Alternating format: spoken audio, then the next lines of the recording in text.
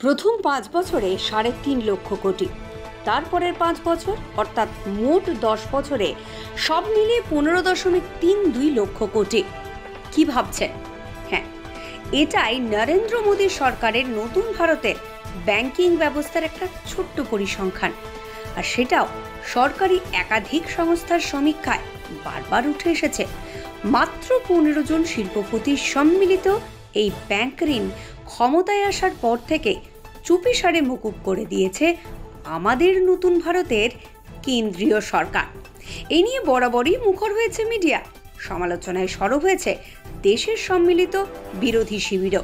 আর সেই যাবতীয় সমালোচনা আর সঙ্গত প্রশ্নের অভিমুখ ঘোরাতে দেশ জুড়ে সাম্প্রদায়িকতা আর জাতিবিদ্বেষের বীজ বুনতে ব্যস্ত দেশের শাসক দলের নানা মহল। ভয়ঙ্কর এই আর্থিক পরিস্থিতি প্রথমে নজরে আসে সংবাদ মাধ্যম এবিপি নিউজের ডিজিটাল সংস্করণ সহ একাধিক সংবাদ মাধ্যমে। সেটাও আবার সেই ২০১৯ সালে।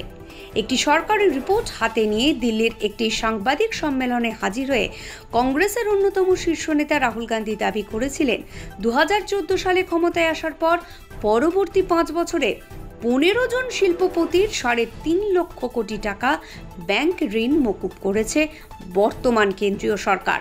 এর ৫ বছর পর ২০২৩ সালের একটি রিপোর্ট সামনে আসে।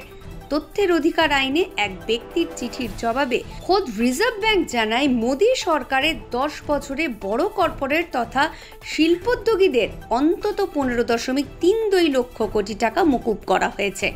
যদিও গত জানুয়ারি মাসে অন্য একটি সংবাদ মাধ্যমে দাবি করেছিল নরেন্দ্র মোদী ঘনিষ্ঠ শিল্পপতিদের দেওয়া ১৬,৬১,৩১০ কোটি টাকার অনাদায়ী ঋণের তথ্য স্রেফ মুছে দেওয়া হয়েছে দেশের একাধিক ব্যাংকের হিসেব থেকে। সরকারি পরিভাষায় যাকে বলা হয় রাইটস অফ। নাগরিক অধিকার কর্মী প্রফুল্ল পি সারদার দাখিল করা রাইট টু ইনফরমেশনের সেই চিঠির জবাবে রিজার্ভ ব্যাংকের তরফে দেওয়া হয়েছিল এই তথ্য, জানিয়ে নিজের তৎকালীন টুইটার হ্যান্ডেলে তীব্র সমালোচনা করেছিলেন সিপিআইএম এর প্রয়াত সাংসদ সীতারাম ইয়েচুরি। আর এর জেরেই ফের দেশ জুড়ে আলোচনায় উঠে আসে নীরব মোদী, মেহুল চোকসি, বিজয় মালিয়া, ললিত মোদীদের নাম। যদিও রিজার্ভ ব্যাংকের রিপোর্ট বলছে দেশের রাষ্ট্রায়ত্ত এবং বেসরকারি ব্যাংক মিলিয়ে এই ক্রনি ক্যাপিটালিস্ট বা স্যাঙ্গাত শিল্পপতিরা যে টাকা দিয়েছে সেই অনাদায়ী ঋণের মাত্র 16% উদ্ধার করা গিয়েছে। অর্থাৎ দেশের ব্যাংকে রাখা আম আদমির করের টাকা যেমন গায়েব হয়ে গিয়েছে, তেমনি ব্যাংকগুলির আর্থিক ক্ষতির পরিমাণ কার্যত পাহাড়ের রূপ নিয়েছে। পাশাপাশি পাল্লা দিয়ে বেড়েছে ব্যাংকগুলির বাজেয়াপ্ত করা অলাভদায়ক সম্পদ বা এনপিএ, যা কবে বিক্রি হয়ে সরকারের ঘরে কত টাকা ফেরত আসবে তা কেউই জানে না। কিন্তু কেন ঋণ খেলাপিদের নিয়ে এই সরকারি উদাসীনতা? বিরোধীদের দাবি, একদিকে হিন্দুত্ববাদী এজেন্ডাকে প্রতিষ্ঠা করতে টাকার প্রয়োজন, আর সেই টাকা দলের তহবিলে জমা করতে দরকার শিল্পোদ্যোগীদের হাতে রাখা।